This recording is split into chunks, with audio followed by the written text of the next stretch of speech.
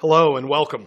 My name is Mick Hollison, and I'm the Chief Marketing Officer here at InsideSales.com, and I'm pleased to bring you to this keynote and to introduce you to our new President and Chief Customer Officer, and I might say a fair bit of an icon in the sales industry, Mr. Jim Steele. Jim, why don't you give the audience here a little bit of your background and history in sales? I could take a long time, so I'll try to net this out. I started a long time ago. This is my now fourth decade of selling. I started with IBM selling mainframe computers on Wall Street for many years and ended up in Tokyo for a number of years with IBM running sales in Asia. Then IBM moved me to Silicon Valley back in the late 90s. I left IBM to go to Ariba, a hot internet startup back in the early 2000s when the internet bubble was just about to burst, so I got to experience that fun. From there, I left to go to Salesforce, where I've been on this amazing rocket ship ride for the last 12 and a half years. I don't know of any company like Salesforce that really represented sales acceleration more than they did. And now I've found another great opportunity in inside sales. It's only been 3 months, but an amazing company, and I'm excited to be here in Utah.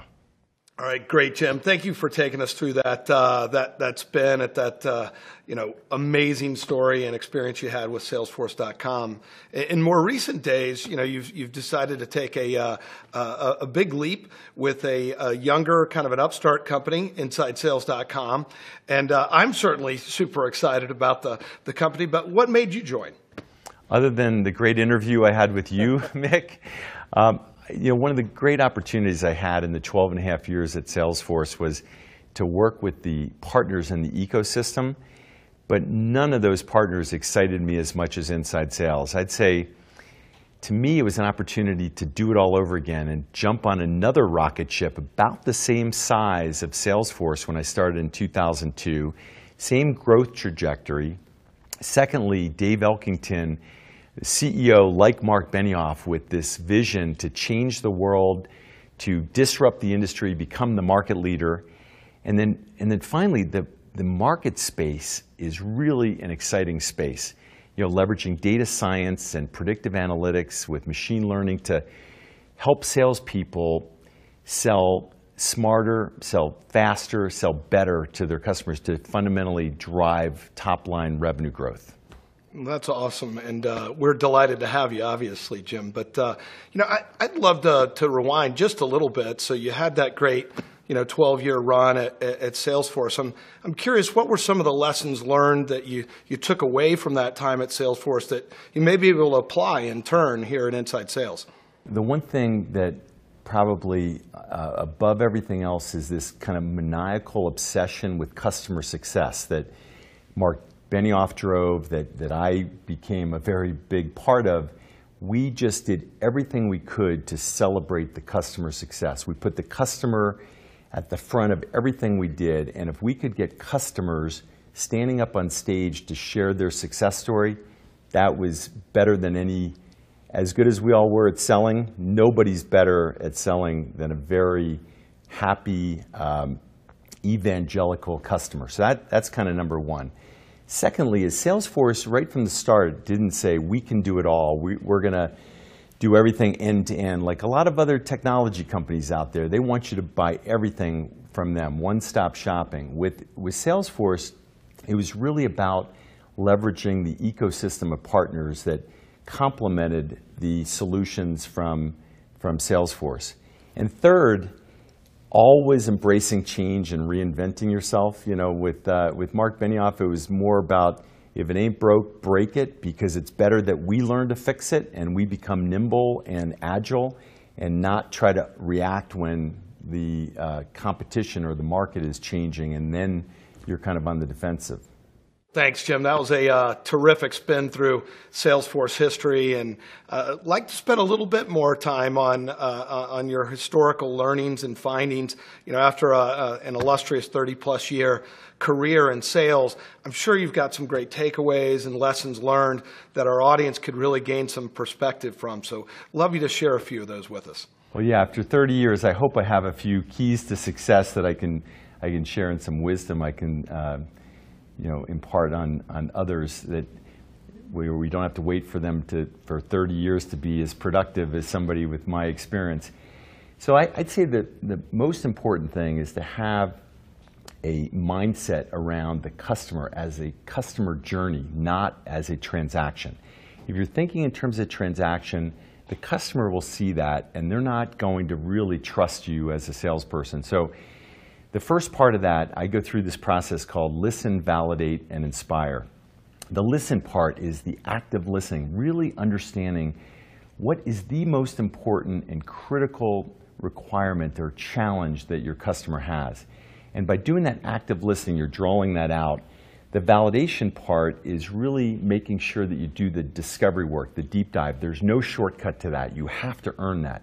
And you're building this trust, so by the time you get to the inspire part, you're telling customer stories, you're leveraging references, other customers that will stand up and say, yes, I've been through this journey with Jim or with inside sales, and yes, I want to tell you my story. And then the other part of the inspire is to show them a use case that they relate to, that's part of their business, that's unique to them, in a demo, so that you're really showing them that you're trying to earn their business and you know exactly how this solution will meet their requirements. That's the process I go through. The other thing that's so important is customers really don't like arrogant salespeople. Passion, enthusiasm is great. Being knowledgeable is great. But you have to be humble, because if you show a customer that you're the smartest guy in the room and you're smarter than they are, they want to think they're the smartest. You have to play to their egos, not focus on your own ego. So those are some of the tips and tricks that I've learned over the years that hopefully others can benefit from.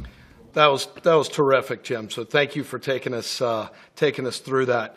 You know, one of the things that occurs to me as a marketing professional and someone who spent a lot of years in sales myself is sales has changed a lot over the years, and the buyers are more educated than they ever were historically, and the amount of diligence and, to your point, validation work you have to go through as a salesperson has changed, so you can be well prepared. You know, what do you see are the strikingly different things that you find work in sales today that maybe are totally new from years back?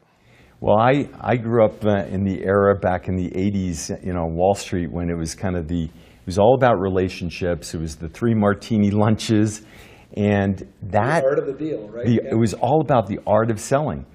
And what's happened in the last 15 to 20 years, driven by a lot of the consumer technology companies like Amazon, they have fundamentally changed the buying process and buying behavior.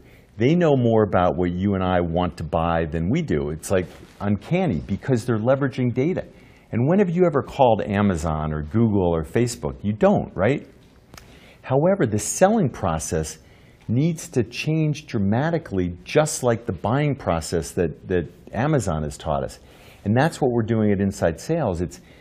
We're in a world where millennials leverage data. They leverage technology and tools, and they want to get this advantage. They want that competitive edge. And companies like Inside Sales and what Salesforce is doing for the last 15 years is giving them tools to help make them smarter and faster in responding.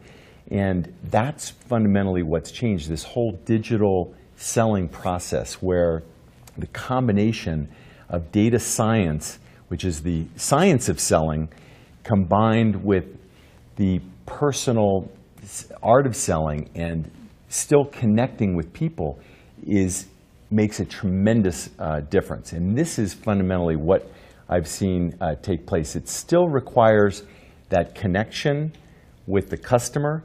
We're providing data to help you have a much better customer experience, so that when you do have that connection with the customer, you're armed with the right kind of information to help that customer be more successful. Jim, that was terrific. I couldn't agree more about the the marriage of data science and the art of selling, and the art of selling isn't going away, but data science is making that art a lot more compelling than it maybe previously has been. Well, to continue the trend of bringing us into recent history, you've just recently hit your 90-day mark in a brand new job here at InsideSales.com, and would really love to hear a little bit about that first 90-day experience and the way you've tried to approach it in getting to know and try to motivate your new sales organization. Well, I think the first thing, anyone coming into a new organization, you can't assume you're going to apply everything you've always learned to the new organization. You have to listen to your team. I spent a lot of time with one-on-ones and really understanding what's working, what's not, understanding from the customers what's working and what's not. So I've spent a lot of time on the road, face-to-face with customers, asking them about the success that they've had with inside sales and what we could do better. And then sales enablement and skills focus a lot on just what can we do to make sure that we are giving our teams all the tools and all the information and all the coaching to make them absolute A-plus players. That communication is so important. Then the focus on partnerships. To me, we can't do it by ourselves. No one company is big enough or smart enough to do it all by themselves. You have to engage the partner ecosystem. And for me, that's been Salesforce and Microsoft. Those are the things that I've been focused on for the last 90 days.